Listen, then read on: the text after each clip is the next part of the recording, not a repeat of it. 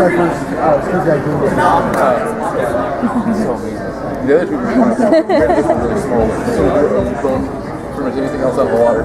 It's like this huge ballroom. That's what I've heard. Is that this is the biggest. The thing is, because those walls in the middle, it's all one. Hello, how are you doing? Welcome to SGC 2013. That's getting over here. This is Video Game Collecting 101. If you guys are into video game collecting or want to get into it, learn the ins and outs real quickly, learn about the state of video game collecting today, the tips, what to do, what not to do. We're your experts at this event. And sorry for the delay. I guess I had to stream this on live. I had a little issue, but we're okay now. So would you like to meet our panelists? My name is Pat Country. Online, I'm known as Pat NES Punk. I've been collecting since about 1999, way back, and I have a sizable video game collection.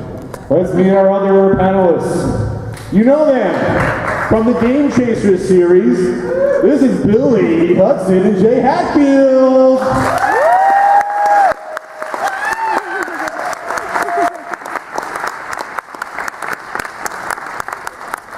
Coming up next, you know from the ProJared review and blog series, Jared Knappenbauer.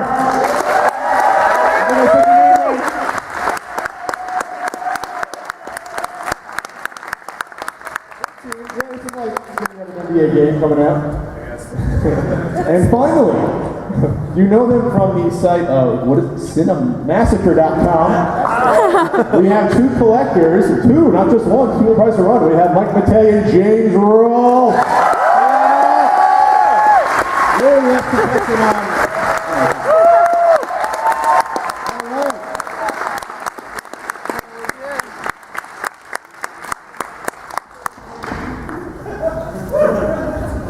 All right, so this is going to be sort of fast and loose. Mark that. Okay. So, you know, video game collecting, everyone loves it, right, guys? There's different reasons we all love it. Right. It's okay. It's okay. I just want to group. Why do you collect video games? Let's start, one at a time. When I was a kid, I was like, wow, what would it be like if I owned like all these games? And I never dreamed that one day I could possibly do it. So it's pretty crazy that I can look at my shelf and see all these Nintendo games and Super Nintendo games that at any moment I could just pop in and enjoy. And I couldn't do that as a kid. So I think I'm living vicariously. Basically, I like video games. like probably most of y'all, I got rid of all my stuff. Growing up, new system come out, the Super Nintendo, so I got rid of the Nintendo stuff and whatnot, and I basically wanted to start playing a lot of those games I had as a kid, and before I know it, 100 games, and then 100 of all kind of random games, and now, yeah, it's just an obsession. It is an obsession. I collect video games because I'm materialistic. In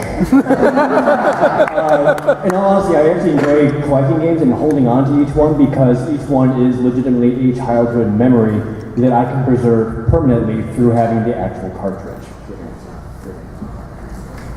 All good answers. I think I collect them more now because I make videos about them, and I feel like when I get some kind of game and then I make a video about it, I get to share it with the whole world. Aww. I just want to hug James, don't you? I guess I collect video games to let James borrow for videos. And for me, yeah, there's nostalgia, you had them as a kid. There's also something to be said for preservation in some aspects, and also historical value and education, because whether you like it or not, when you start researching games, buying them over 10 years, you start learning a lot about games, and you can pass that knowledge on to others. So there's that aspect as well. So let's go through my little cheat word document about Video Game Collecting 101. Pop that up on the screen there if we can. All right. I love it. Pat asked me 4 times behind the stage how to pronounce my last name. My PowerPoint program not working. All right. Wait, you worked an hour before this on Saturday? I deserve credit, I think. Okay. That's us. And James was like, yeah, I want to do this. Wait, this isn't even the PowerPoint? This is Word? This is Word. It's not working. All right. Not the internet. Forget it. No, it's fine. Well, while Pat's doing that, how many y'all collect?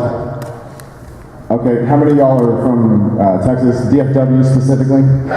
Okay. Wow. Stay out of our flea markets. Please. Y'all are making it really hard on us. We've already remembered each one of your faces. So let's talk about the state of game collecting today. You guys can jump in, but it is not a buyer's market right now for retro games, and it has been for probably a good 3 years at least. So basically what happened was in 2006, something came out called the Wii.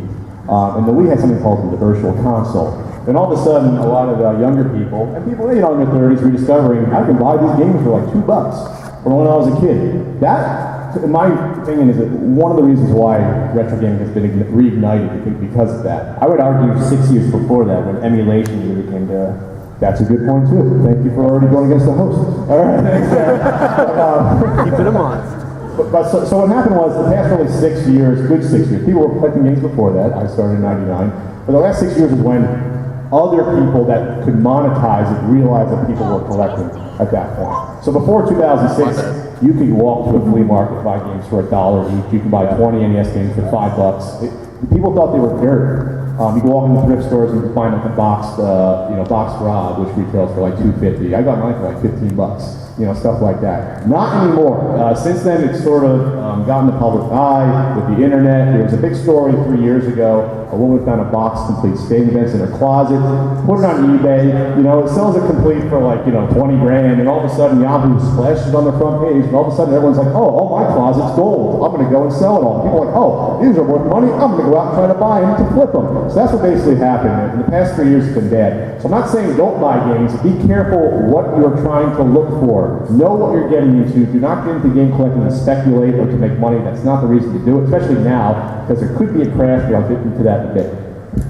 So what else hurt game collecting right now in terms of it being a seller's market, a buyer's market? Smartphones, price guide apps, things like that. So basically before, you had a very limited number of people who actually knew what these games were or what they were worth, but now everyone has an encyclopedia at their fingertips and price guides, and that doesn't help. So yeah, things like price spikes going on, multiple copies of rare games being bought within a short period of time. I talked to a guy last year who admitted proudly, I have 30 copies of Flintstones Surprise at Dinosaur Peak. And that's a very rare game that used to be, 3-4 years ago, about $100, and now it's $500-600. Sorry about that. So you guys have any experience with seeing stuff like that happen at all? Where like a game you really wanted, all of a sudden it just spiked in price? And Yes. I threw an adult tantrum. Zombie Nation on NES, I had a chance to pick up for $13 at a retail store, and I didn't. And Billy calls me like 3 months later and is like, yo dude, that game's over like $100 now. So Bonk's Adventure is another one, could have got that for $70 out in New Braunfels, thank you, and now that's over $300. That's for the NES box. NES, right. Wait, how much now? 300. All right. Hey, Jared, Guess who has Bonk's Adventure for NES? one of my most sought after games for Super Nintendo is a game called Metal Warriors. And if you've seen Titanfall coming up with the new systems, Metal Warriors did it 20 years ago. You just raised the price by saying that, by the way. Yes. It sucked because I want to say it was like 2003, 2004. I was at a mom and pop video game store in Bellevue, Wisconsin. And they had it there, I want to say for like $15 or so. But this is back when I had like zero money. So I just didn't get it. I was like, oh, I played the crap out of this when I rented it. I absolutely loved it. If you look at that game now, it eBay's cartridge alone, I want to say roughly 120. And I think I'm lowballing it. You are. Hey Jared. Yeah. Somebody just picked up Metal Warriors for $5. What do you got to trade? I do have Bonk's Adventure, but I do know it's worth a lot more than Metal Warriors. Hey, I'm okay with that. Trade a trade. You son of a bitch. So yeah, that aside, the next bullet point is the one point. There are slimy sellers out there who are trying to corner the market on certain games. It does happen. I talked about here that knew a guy that was doing it for DuckTales 2, and was intentionally trying to manipulate the market for high and low. It happens. So be careful, especially if the game all of a sudden, don't get caught up in, wow, it's worth $50 today. This month it's 100, next month it'll be $200. Who knows? And if you're collecting for that reason, that's not the reason anyway. Collect because you want to play it, not because you think it's going to rise in value, like it's a stock. You know, buy gold. Gold will go up, you know. So still the best place to find video games. You got garage and yard sales. That's number one thing. Because garage and yard sales are local. People really just want to get rid of their stuff. They don't want to gouge you on prices. And plus, there's not a lot of competition from other people. For the most part, there still is. For the price, yeah, probably, but I know around here, we don't have much luck at all with garage sales. Well, it's 1,000 degrees here in winter. That's why. Move somewhere else. No, we got a hell of a lot of retro games here. So Craigslist used to be a good place to find games. So what happened though was a few things. People found out about it, and they have now apps that you can type in search alerts.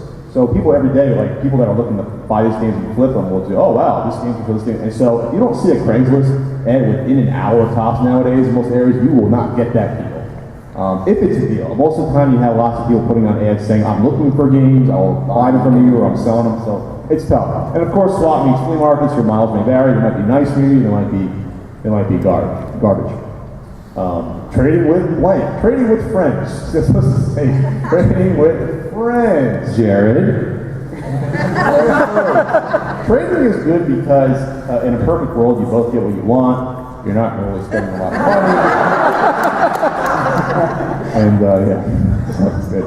And then of course, always education, guys. I want to go back to trading with friends. Do you have like a, I don't know, like a guideline with trading? Like for me, I think dollar for dollar is fair.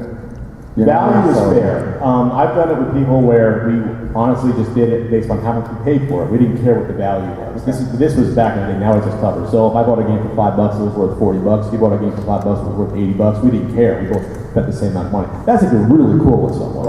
Right. If you're really cool with someone, you shouldn't care about the value at all, but of course that comes into it. The collectors are materialistic. And they do care about value a little bit. Well, you have to. Teeny bit. That's part of it. So yeah, education, guys. Know what's going on there. Don't go walk into even this place and spend money on a game without knowing what it's really worth. And they're going to kill me for saying that, but that's the truth. So, if you want to spend the money, hey, SGC, yeah, support SGC. Yeah, okay, spend $50 on a Mario Duck Hunt. It's not my money. Stop by the retro area. You know what? Y'all are laughing. Retro area booth got something that will best prices. Yeah, just saying. Fantastic. You guys have any good stories about trading that maybe went good or bad? I've had sour trades before. So. I've never actually done any trading myself. I've almost always bought them outright instead of actual trades. Unless you want to go like way back in the day when I was like a kid in 93, 94. And I was like, I like this game. The other guy's like, oh, I like this game. Let's trade. And I traded away Illusion of Gaia. Ooh. Yes. There's a happy ending story. And I ended up playing, it was like, something stupid. It was like Power Rangers the movie or something. It was really stupid. Which Power Rangers the movie is still a fun game. Shut up. I like chasing, right? Yeah. But what I did work at GameStop for a very long time. And for a lot of people do come to GameStop with retro games and say, I just need to get rid of them. Will you take these? And per GameStop policy, we say, I'm sorry, we can't take them. Sometimes people don't give a crap and they'll leave their box there on purpose and then walk away and let you deal with them. And I actually did have one guy who had an Illusion of Gaia cartridge with him, and he said, oh, do you just want it? And I was like, yes. So that's how I got my Illusion of Gaia back. All right.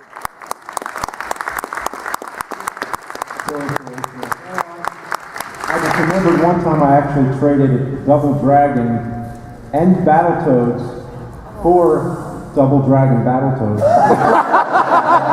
That's the most fair trade you could possibly do. It's amazing.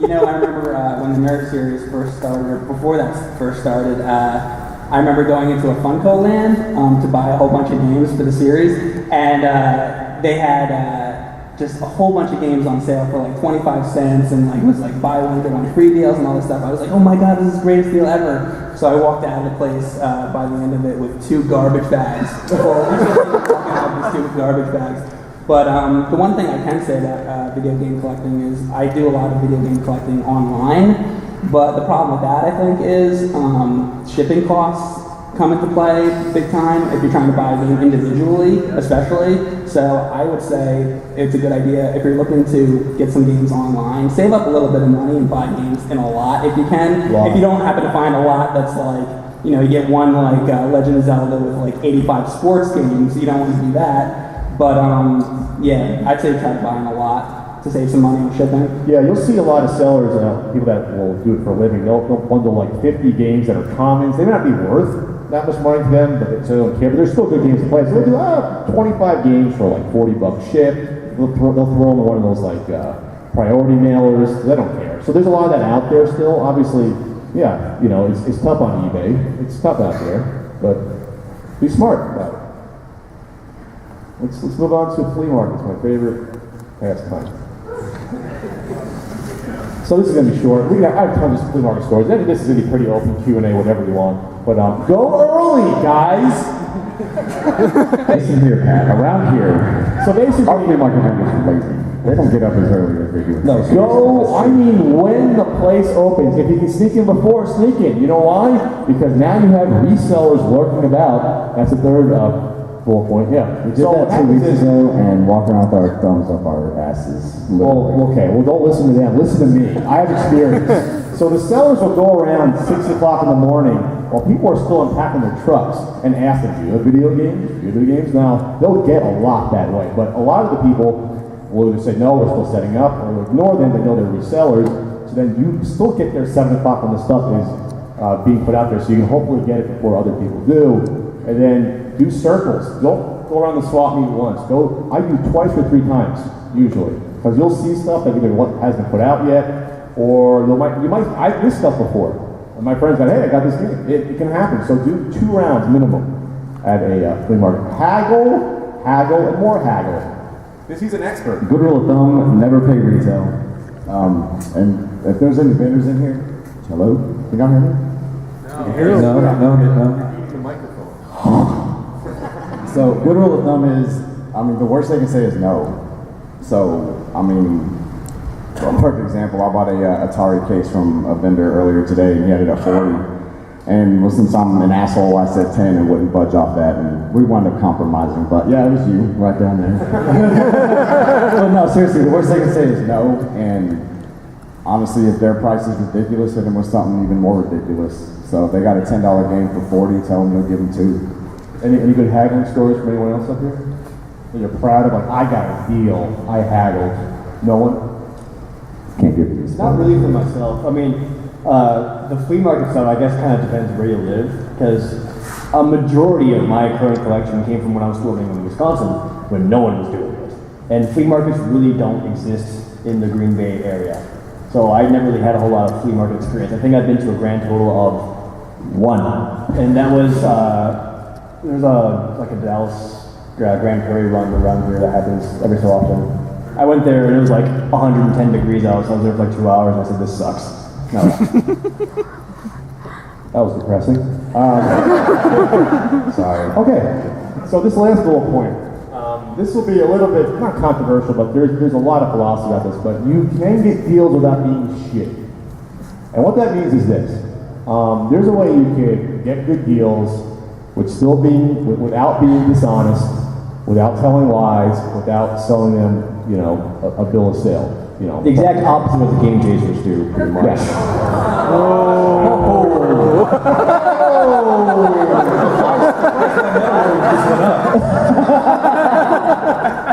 Hey, you know what though? On that note, seriously, if both parties are happy with the price, nobody got taken. And honestly, if you're selling games, it's the seller's responsibility to know what they have. It's the seller's responsibility to know how much their shit is worth.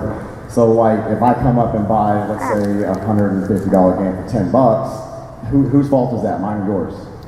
And am I a douche for paying $10 for under? No, look, seriously, how many guys out there would roll up on like a Little Samson if someone was selling for $10 and be like, hey, you know what? That's a $500 game. Let me go ahead and give you $300 for it. Who would do that? You're a damn liar, sir. And I know you're not. But if someone's selling something for too cheap, do not correct them. Here's the thing.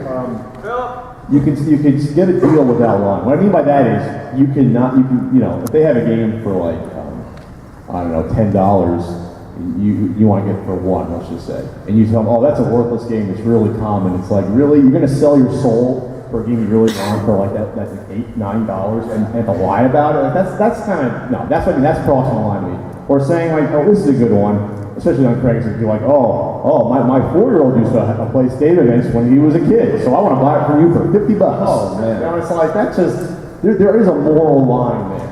So there's a way to be smart with still being honest. That's my opinion on that. I know what you guys say. I agree. I've seen people before who will try to do the haggling thing and will try to point out like every misfigure on a cartridge, like, oh, label's bent up a little bit here. I think there's kind of a scratch mark, or my finger went inside the contacts. So you can get pretty cheap, right? And so what's your kind of stance on that? Like, is that something you guys try to do intentionally to lower prices, or is that something in your eyes that is shitty? That is only if I'm buying a $100 game, yeah, I want the label to look good. Right. I don't want it destroyed, and I think that's fair. Because part of the collecting a rare game, it's the same thing with a comic book, I hate to say, is that you can buy a game with a beat-up box and it's worthless, or you can buy one that's a nice box and it looks better. It's the same sort of thing. It looks better on the wall, it has a higher collectible value. Yes, value can come into it a little bit. I think ultimately, is this mic on? Because I can't hear myself. Yeah, we can hear you. We can hear you. A little bit. Hello. Oh, that's on. No, ultimately though, I think that's kind of a douchebag move, really. I mean, if you want to sit there and nitpick, oh, it's got a nick here, it's got this here, there's booger on it, whatever. Writing, whatever, all that crap can be cleaned up, taken off. If you want it for a low price, just tell them, oh, I want this game, but I don't want to clean up the boogers. I don't want to do that. Nobody wants to, but I only have so much goo on. Well, there's a difference between what you can fix and what you can't fix. You can use Goo Gone for stuff, you can use rubbing alcohol for smudges or like glue residue, but if it's ripped, you can't really fix that. I mean, when I'm negotiating, it's like, okay, you want $10 for this, I don't want to pay $10 for that, here's what I want to pay, here's my... So you said you don't want to put in a why, you just want to say, I just cheap without a reason. Basically, yeah. Okay. Money don't grow on trees, Pat. What, lottery recently? Are you out of your mind? If I got a seller sitting there, oh, that's mint, and oh, that's rare, and, trying to run up the price on me, then I'm going to come back at you and be like, oh, that's mint, really? Because the label's filling up right here on the end. Or, like, I was at a flea market, and I had a, what was it? Maybe a Hogan's Alley or Wild Gunman. One of those black box games. And it had the Famicom converter in it. And at that point, I didn't have one, and I'd been actively looking for one. And the guy wanted like $8 for the game, which I might have paid, but he started being a douchebag. I was like, 8, I'm like, well, we can do $5. He goes, oh, that's rare. I'm like, that's not rare. I can go down here and find 3 of them. Oh, but the contacts are clean. I'm like, well, which one is it? Is it rare, is it clean? Make up your mind. So, instead of hulking out and flipping over the table, I just walked off because I was pretty pissed off about that one. The other thing about being shitty or not, and this is one thing that, again, is controversial, at least to me, and this is something I will do. If a seller, honestly, like a woman or whatever, or a guy who's old, trying to get rid of their stuff, he'll say, how much is my PlayStation 2 worth? How much is this worth? I will be honest with them and say, this is how much you should ask and I think is reasonable. And if that means missing out on the deal, it means missing out on the deal. But you know what? I don't want to feel awful about it.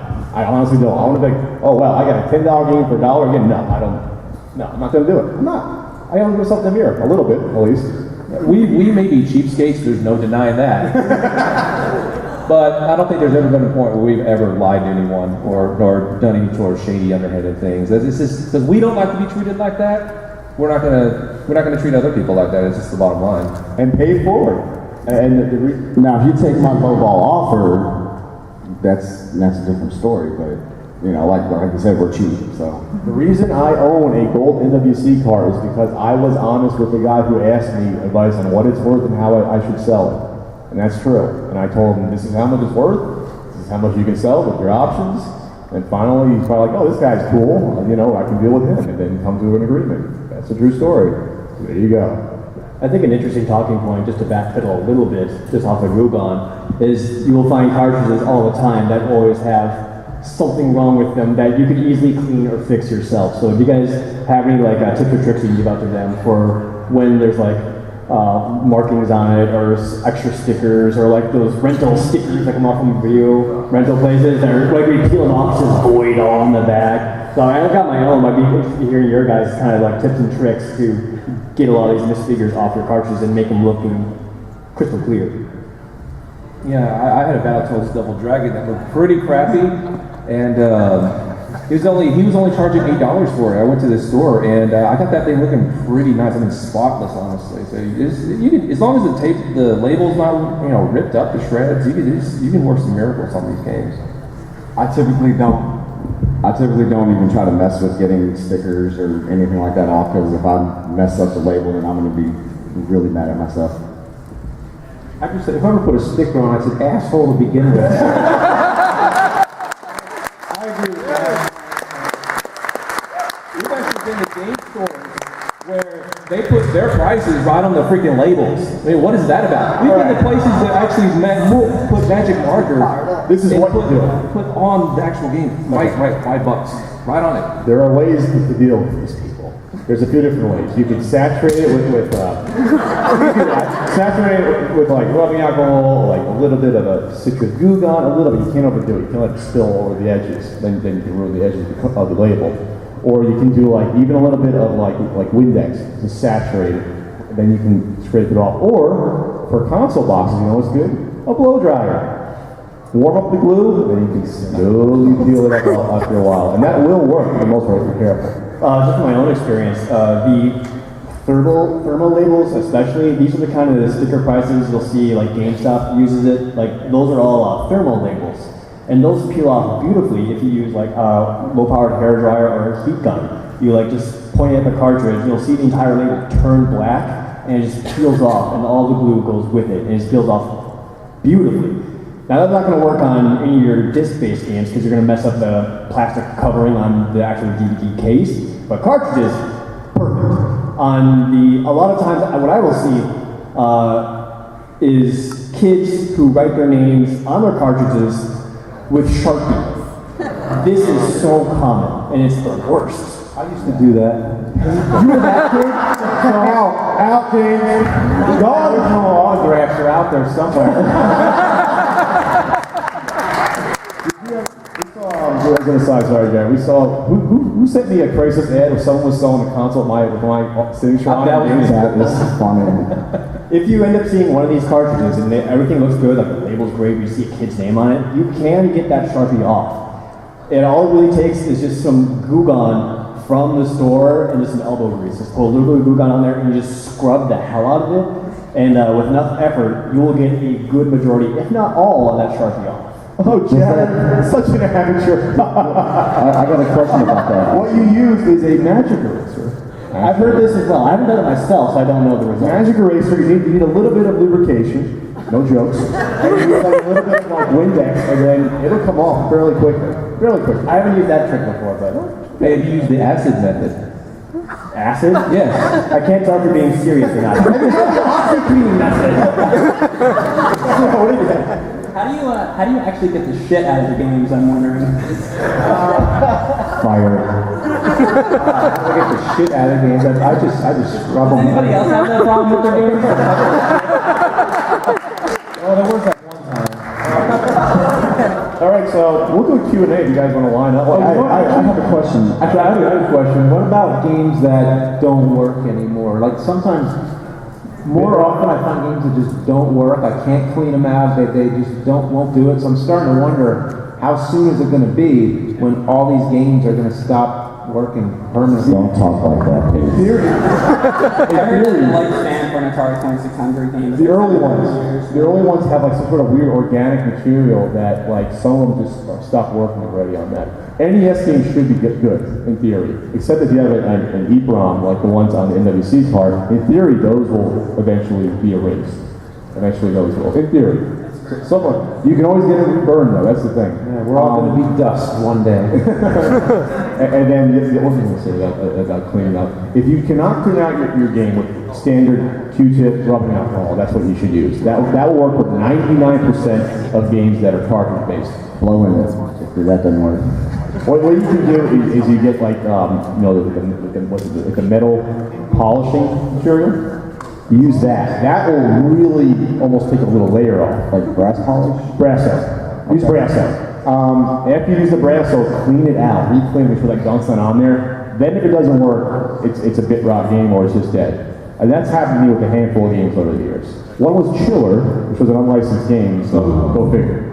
I got a question before we get to the Q&A. When, like, using the Goo Gone and stuff like that, are you rubbing with, what, a cloth? I use the blue shop towels you get from like Walmart. Okay. They're like, just because they're heavier duty paper towels. It won't fade the gray on the cartridge? No. Okay. Works great. I didn't know that. Talking about the contact stuff earlier, the reason why all your Nintendo cartridges say on there, do not blow in the cartridge, even though you swear to God it works. The reason why they do that is because when you blow into the cartridge, there's a good chance your spit will get onto the contacts, and your spit is corrosive. And that's why it could mess up your contacts. So it's not a frequent problem, but that's why they recommend you don't do that. So if you need to clean up a cartridge, a Q-tip with some rubbing alcohol, even though it says not to use rubbing alcohol, works wonders. I actually asked Howard Phillips this in person, since this is everyone spent probably weeks of their childhood trying to clean games. I said, hey Howard, buddy, pal, why didn't you tell us we could use rubbing alcohol and Q-tips? Why did you tell us not to? And he said, honestly, we were afraid kids would like set themselves on fire. Kids are stupid and burn their eyes and stuff. And I'm like, let those kids die. I want to play my game. Let Darwin deal with those kids. I want to play another tail now. Not 2 hours from now, not tomorrow, now. All right. That's Q&A. Go ahead, Quail Man. Thank you. I have the outfit, I didn't wear it. Sorry. Holy shit, he is Quail Man. He is Quail Man.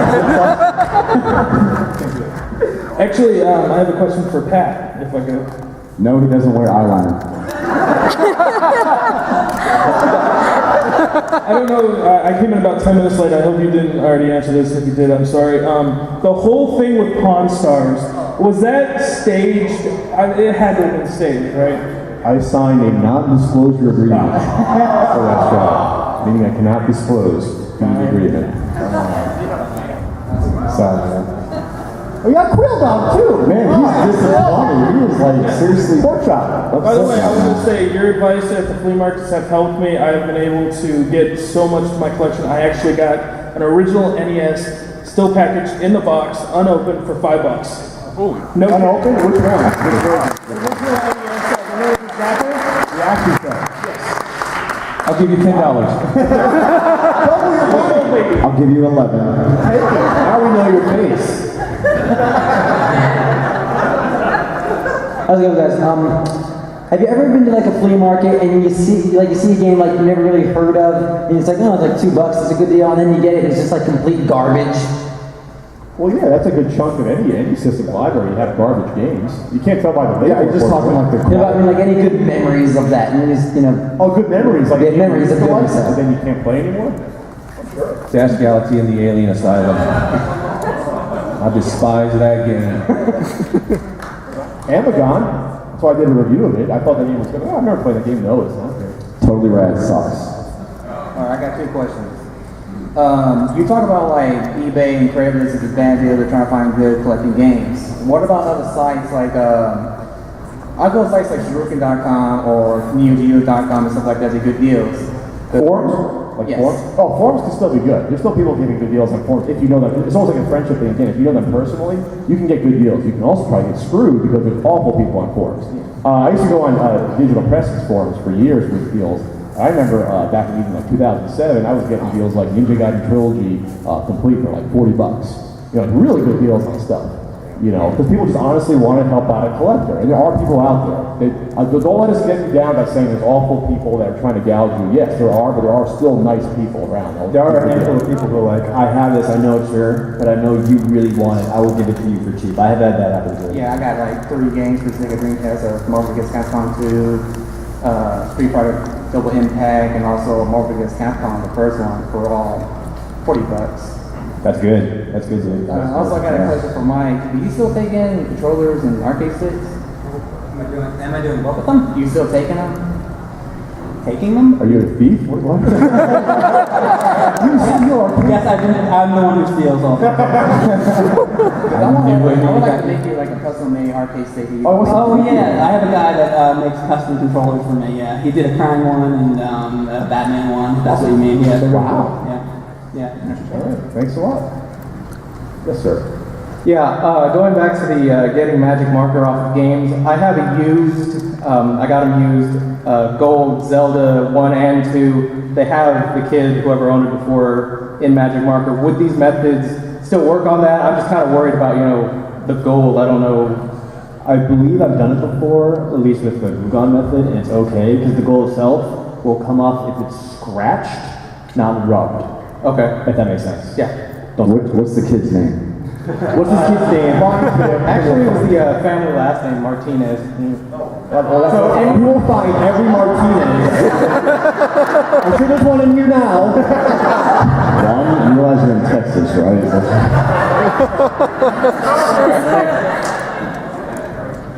All right, I have a couple quick questions, one a little bit longer.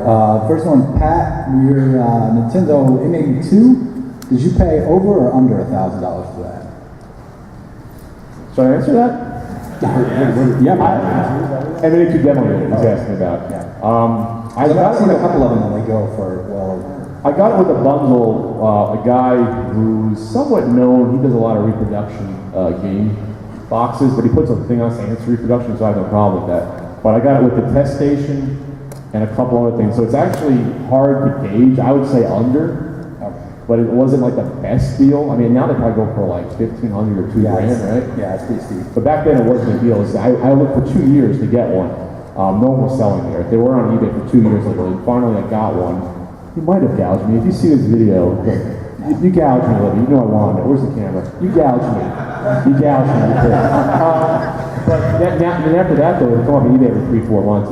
You can see them on eBay a few times a year nowadays. Yeah. Okay, next question is, I guess for all of you guys, as you were building your collections, I feel like you probably, Pat, you had a pretty sizable collection before you started your Flea Market Madness series, am I right? How frequently, I guess for all of you guys, did you go to flea markets as you were building the bulk of your collection? I mean, did you go, once, 4 times a month? Did you go, once every 2 or 3 months just to kind of give them some time to get new stuff, or? Me personally, I'm always on the look. I mean, if I go out into the grocery store, I stop by a pawn shop. I go through a thrift store. I mean, it's always on my mind. Like I said, it's an obsession of some sort. Now or then, I think is what he's asking. Like, We say before, like way back. Well, even then, but not as. I mean, it's more now. So, but even then, it's always on my mind. Stopping to a Goodwill, on the way home. Final question is a little more philosophical. Do you guys think about when you guys do your Game Chaser show, or I guess maybe James when you do a nerd episode, do you guys think about the impact that, if any, that you guys have when you showcase these games? I noticed when Pat did his Leisure Dragoon video, I'd never heard of that game before, and I went and checked on eBay for it, and it's not terribly expensive, but it's a little more expensive than I thought for a game I've never heard of. And I was just wondering, I thought, man, I wonder if Pat, single-handedly jacked up the price of this game. I think that everybody on this panel, me and Billy probably have the least influence on the price of games. James has, I think, a huge influence when he does a review. It's kind of like, fuck, I gotta go find that game now. It's not something I've tracked, but for some reason, I've had a weird thing where I tracked the price of Action 52 for like 8-9 years. Really? And then I finally got one for $40 complete. What's the best game on that, anyways? Streamers. Oh, okay. Cute little mouse. I was gonna say cheater. Come on. Anyway, so basically, I got it in like 2008 for like $40 complete, which at the time you would get it for like $40 loose. I did my review, no one cared. James did his review. No one still cares. After James did his review, it did start to climb up. And now a loose action 2 is like $200, $250. Yeah. That's insane. They are not that rare that you cost. The NES one, there's also Action 52 on Genesis. Oh, the Genesis one too. That one you used to be able to get for like $20, $30. I mean, it's climbing, but it's not as expensive as the... So what did you save yourself, James? I remember when we did that Nintendo World Championships episode, that was a pretty big deal that we had a great kart and a go-kart in the same room, and we're filming it in a video and doing, sort of a dramatic thing with it. I don't think that had ever been done before. So you're saying the price went up because of the change? No, but I wasn't paying attention. But at least he admits it, ladies and gentlemen. I can say, having run my own video game store for a while, because of this dude, I was able to sell more copies of like Ghostbusters, Ninja Turtles, whatever billion other crappy games you've done. Those will get sold because you've done a video on it, and people buying it will tell that to me. And I said, that's fine, I don't want it in my store anymore. I know one specific example of that. I did a video called Top 10 NES Gems. And number one of that was Guardian Legend. And before that, it was like $2 or something on eBay. And after that, it probably went up to like $20 or something. At least for a little while, it was like, this like... Mike, when I was watching that top 10 gems you did, I was like the whole time, please let me have this game that he's about to mention. Thanks for all your tips and videos, guys. Thank you.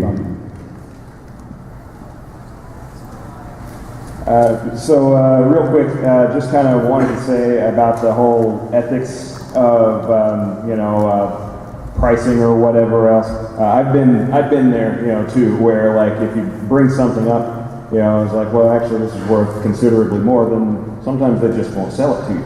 Because they're like, wait, I got to bring this from the back end, and then that opportunity is lost. So, yeah, that's a danger. Carpe diem, Yeah. And so, for the rest of the panel that hasn't said, I just want to know kind of either on, as a collector or on an ethical note, is there a game that you wouldn't take for free into your game collection? No. Well, yeah, are you saying like somebody just wants to give it to you? Now, I've had games handed to me and been like, dude, this is like $100. Like, yeah, I don't care, I want you to have it. Mm-hmm. So, I mean, I'll tell the person give it to them, like, dude, it's not like a $3 game here you're trying to give me. And if they're like, no, I want you to have it, then I'm going to... Do they know it's worth a lot if they give it to you? Like, is it like just a cheap game? Like, what's... And when I say, I mean, like, I'm asking, like, on an ethical level. Like, that game just, goes against my good game principles or whatever else, or I'd be ashamed if my mom saw I had this in my, No, we're collectors. We don't care the games that you play today. And I have no shame, so... If it's something like super valuable, like Little Samson or something, they're trying to give it to me, I would not be able to accept it without mentioning its actual value. Just they know what they have, just because I'm too good of a person just to take that. I turned down a guy had a Program 16 shirt of Devil's Crush, which is very hard to find. He said, here, Pat, I tell you, I refuse.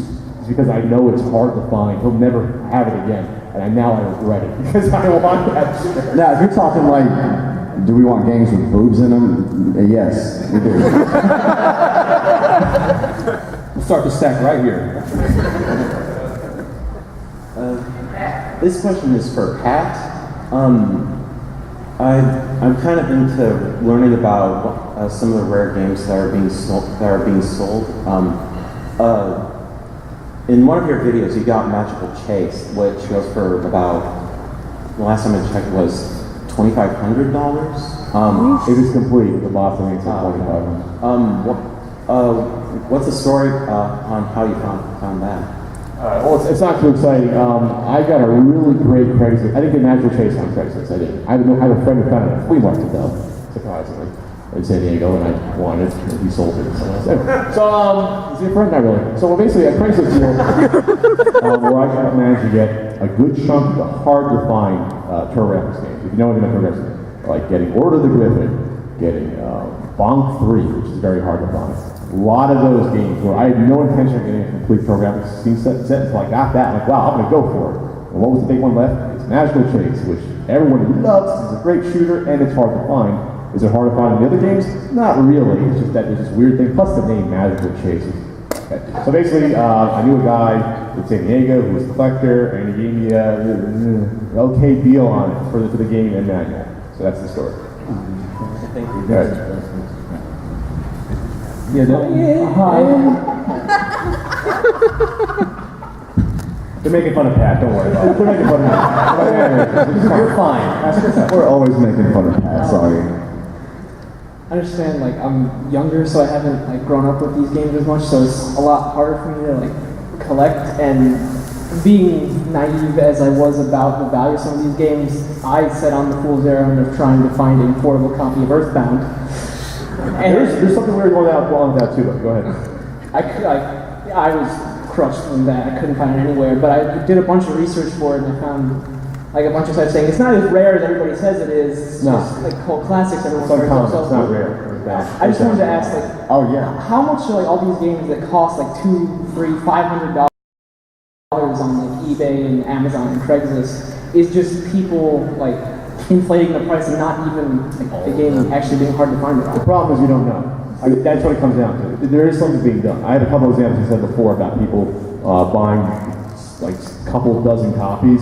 So you really don't know who's doing it. Because if people have multiple buying accounts and they have one selling account, who knows? With Earthbound though, there is something happening where people are making reproductions of it and trying to sell it as the real thing. That's happening with Earthbound and maybe a few other rare cards out there. That's starting to happen. It is. With all games though, it's the demand for the game. I mean, it can be a shitty game, but if people want it, it doesn't matter. The price is going to skyrocket.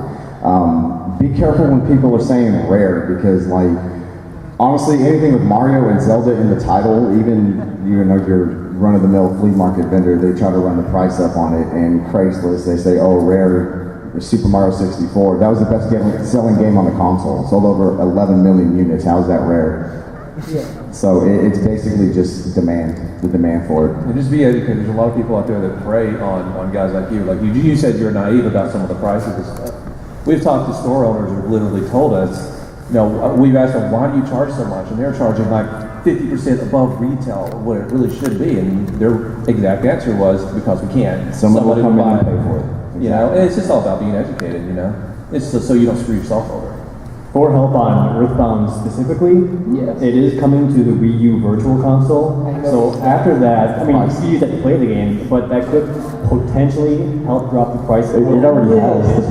The price has already dropped. A little bit, because a lot of people thought the same thing was going to happen with Super Mario RPG when it came to the Wii Virtual Console, and it was just a little bit. So if you're really looking for the cartridge and you wouldn't mind holding out until that comes to the States, that might happen. Thank you very much. All right, how's it going, my brothers in gaming? It's all right. I'm next to Pat. Well, I've got like a quick question, and then like this really awesome find like at a flea market once. All right, so I'm a bit of a perfectionist when it comes to like buying like cardboard boxes, especially if it's a game console. If it's like something that's a little hard to find, like a TurboGrafx 16, do you think it would be worth it? Like even if it was like kind of like beaten up and kind of like bent a little bit in areas, to just buy it, or go like looking for a really good one? Well, TurboGrafx 2 is an excellent system to begin with, but those boxes are a little bit more not brittle, but they bend and break a little easier. Anyway, so it's going to be really hard for you to find a perfect mid-condition TurboGrafx 16 box. I think it's up to the individual. You could always buy the crappy box or whatever, and then get an upgrade later on. Like I bought a Channel Fairchild for really cheap, but the box is torn all to hell. But you just don't find those boxes anymore. It's all about what it's worth to you. Right. Basically, I mean, the Contra 3 box that I got from Pat over there, it's not in the best condition, but I wanted it. It was awesome. It was awesome for me to get that. I've been wanting it, so I was willing to pay the whopping $10 for it. With the manual. Wait, no, and we gave you a signed Spy Hunter also for that. That's true. Yes, they that signed Spy Hunter for me. They did. Ungrateful. We got about 5 minutes left. We did start late, Mr. Timekeeper. We did start late, just saying. I actually picked up a Super Nintendo, but its casing is really yellow. Do you guys know of any way to fix that? No. There's supposedly something called Retro Bright. Retro Bright is a process with using like somewhat dangerous methods of mixing chemicals. So we're going down to basics. You can like people do it with old Commodore computers that yellow out, and you can soak them for like a day with the sunlight. It gets some chemical process, makes them whiter. But I don't think that works with the Super Nintendo because that's totally different. It's not like cream or white color that became dark. So Super Nintendo, you're kind of out of luck, I think, on those. Those are different runs that different plastic. Just pitch spray paint it. Yeah. Seeing that is common on Super Nintendos, and that's just because the plastic it was made with. Like just over time, like the coloring on it just deteriorates. There's nothing wrong with the console itself. That's just whatever plastics Nintendo used at the time. That's just what happens to it. Let's do like 3 or 4 more, then we have to cut this off, unfortunately. So. All right, thanks, guys. We got to back online. You know what? I think Jared's smarter than Rue. Let's replace Rue. Yeah, we should replace. We should. Rue, you're gone. You're gone. So back on the topic of Earthbound a little bit, I have a sealed copy of the box with the I'll take it.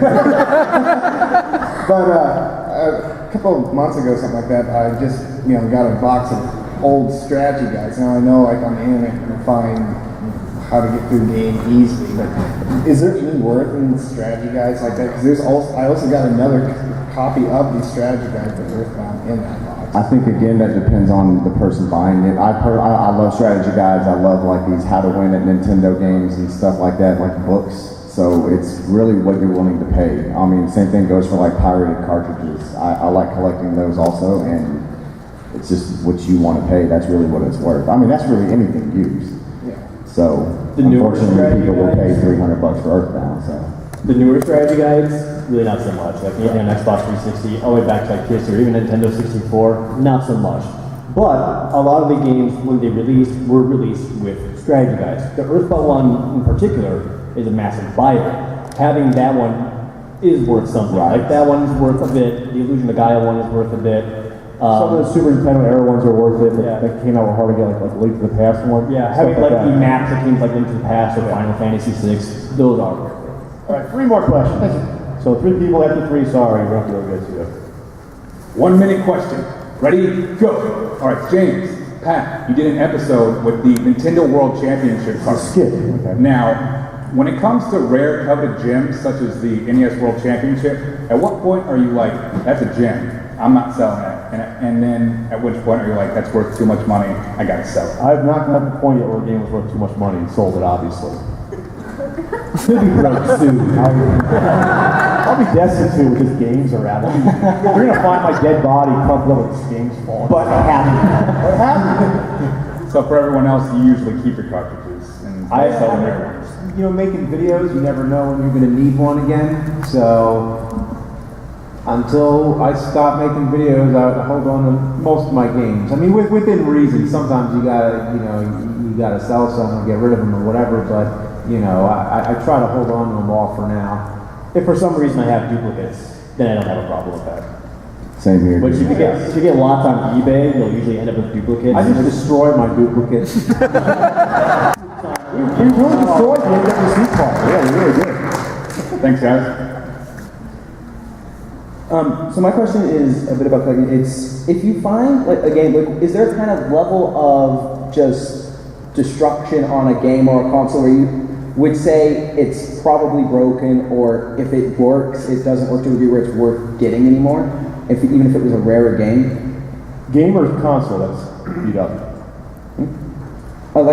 Either one, but particularly like a game. Like if you find a really old, like if you found like a really old, like original Zelda game, but it was just crap. You just want to play it? If you want to play it, it doesn't matter what it looks like. Pick it up for 50 cents or whatever. Right. I sell, Yeah, I would say duplicates or messed up labels, whatever. I would say if like the front label is like almost completely gone, it's not worth it. Or if like the front casing is cracked and missing chunks out of it, I wouldn't do it. But if it's like the back side missing chunks, well, you can replace that with any other old game. I've done that before, but yeah, I guess if the label's too destroyed or missing chunks out of it, then I would say it's not worth it. There's kind of a charm to a console that's beat up, I think. It's like it's being used, it still works. It's like that old Mario. Yeah, that's fine. The console doesn't matter as much. Alright, and the last question. That means like if you ran across another NWC with no label on it, you'd pass it up. Oh, yeah, screw that. Yeah, okay. Just checking. So another question, I guess, continuing from really beat up stuff. I was wondering if you guys had any of this across the board, if any of you had ever got any games or any hardware. For example, I had a Nintendo Game Boy, and apparently the kid had etched his name into the Daniel with a knife. Those little bastards. How I know their initials? Yeah. They etched it in, and then they penciled it through. Hey, I've run across those where rental Stories stores, like that. rental stores have actually carved their store name into the side of the game. Yeah. Hold on. James, were you that kid who also etched his name into something? I always thought markers were easier. How about that Game Boy that was in Nintendo Power, that one, That's in the store. Iraq? A bomb hit it and it survived and it's still powered. Thing still works. Plays Tetris at the Nintendo World Store in New York. Yeah. I would totally keep that. Oh yeah. I was curious about that. And then the other thing is, I know you guys mentioned before with the stickers on the cartridges. Unfortunately, the store next to my house, the pawn shop, I love the pawn shop. They put great 64 games for like $4 a piece. Smash Brothers, Mario Kart, any of the great ones for like $4. But they put the damn sticker right on the back label. Tell them. You know what? I'll tell them. I'll be like, yo, hey, what are you doing? They're like, what? I'm like, don't put all this plastic. Don't put it on the damn label. Well, why? I'm like, because you take it off, it tears the label. I'm like, if I can't take it, I'll put the sticker off right there. And if it tears, sorry, tough shit. I'm putting it back down. I'm buying it. Don't do it next time. If you're there often enough, you could tell the owners, hey, I will buy these, especially to get new copies, and just don't put a label on it, put my name on there and call me, I'll come in and get it. Like if you're there often enough, they'll do that for you. They want to get rid of this as much as you want. So where is this shop? Yeah, where is it? It's National Pawn. There's a big chain of National Pawns around them. They've got some great prices on a lot of them. Gave it away, people. Yeah, we gave it away. Are you local? Are you local, Texas? I'm in Austin, so Austin, yes. What store was it down there? You said because of the awareness of Game Over, so it's a big. I know you guys. I watched y'all's video. You're going to Austin. You ruined yourself. You just ruined it. I know. So Everybody in this room's going to Austin. It's only 3 hours. We drove 4 miles in 2 hours of traffic in Salado. I don't recommend. Oh, all right. Yeah, stay off 35 if you go down to Austin. Honestly, though, Austin, like on the last note, I guess, final, well, maybe not final, but Austin is really like littered with import games. Not so much up here, but Austin has a ton of import games. So we're gonna do a final note or two. So again, collect because you love video games, not because you want to make money off it. It's not a Star Trek Next Generation collector plate. It's a video game. It's supposed to be fun at the end of the day. And we have panels tomorrow. All there's going to be panels. Let's bring that up on the screen real quick here, guys in the back. If you're still listening, kind of falling asleep. So basically, we have 2 panels at 10 a.m. In both panels, we have the Retro TV panel featuring myself, Billy and Jay, Norm the Gaming Historian. And that's tomorrow at 10 a.m. Also, this guy, Jared, has a panel also at 10 a.m. So here's what you do. You don't wisely. So in other words, our room panel is going to be empty tomorrow at 10. Because you want to combine? One of ours will have candy. If there's no candy in mine, you both wrong. We're going to have games. And then James is, I wrote on the list, it would have been a funny joke if the guys in the back saw this, but you know the time, you know the room, you're going to see James no matter what. So, thanks for coming out to Video Collecting 101. Hope you learned something. Have fun. Buying games. Thank you guys. Thank you for coming.